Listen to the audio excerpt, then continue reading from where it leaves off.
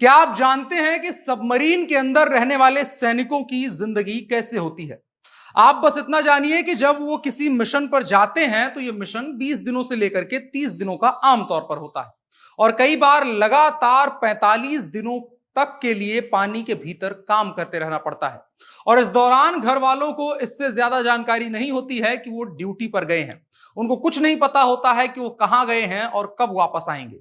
धरती से तकरीबन 1000 फीट नीचे उनको रहना पड़ता है। जब वो पनडुब्बी के भीतर होते हैं तो कहा जाता है कि नहाना तो दूर, उनको दाढ़ी बनाने तक का मौका भी कम ही मिलता है और ब्लेड बिल्कुल वो अपनी नहीं रख सकते हैं कई खतरों की वजह से। पनडुब्बी में रहने के दौरान अगर 30 दिन का मिशन है तो बस 2 या 3 बार नहाने का मौका मिलता है।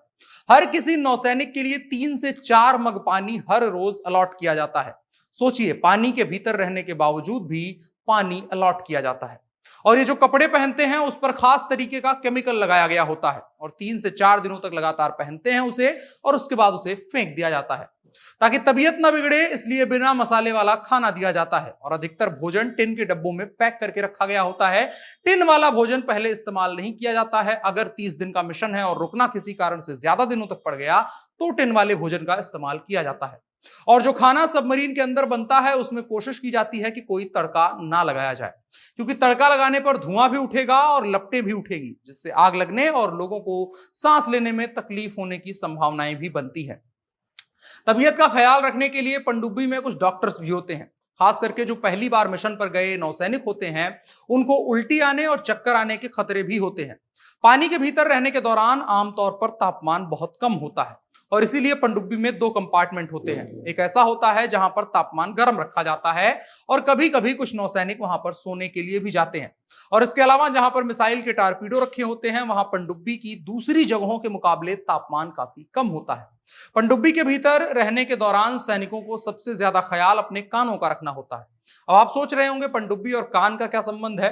तो यहां पर हवा का दबाव और पानी का दबाव बहुत ज्यादा होता है। इस वजह से पनडुब्बी के अंदर भी एक तरह का वैक्यूम बनता है और उसकी वजह से कान को नुकसान रह जाता है।